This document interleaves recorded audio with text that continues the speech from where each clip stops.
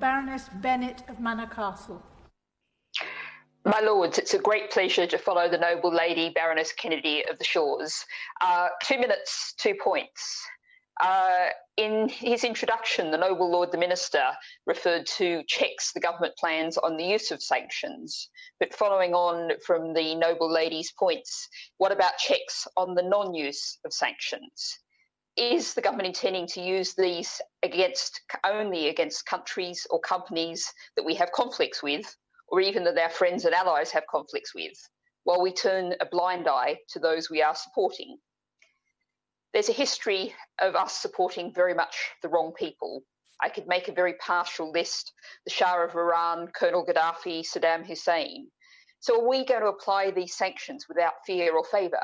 Picking up on the noble lady Baroness Kennedy of Shaw's point, will the government consider appointing an independent advisory board on the application of these sanctions to improve the security, safety, human rights, democracy and the rule of law all around the world?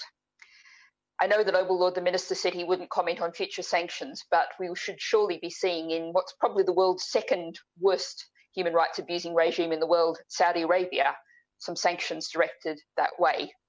Or at least let's stop the arms sales. My second point is about corruption, and I welcome that the noble Lord the Minister referred to the government's plan to include corruption as a ground for sanctions. Can the noble Lord provide a timetable for that to progress and to be put into effect?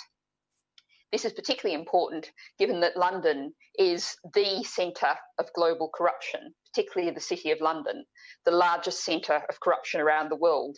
As NGOs describe it, home to so many professional enablers that assist widespread state looting. This problem swirls around us all in the House. It's something that clearly should be of great importance to us.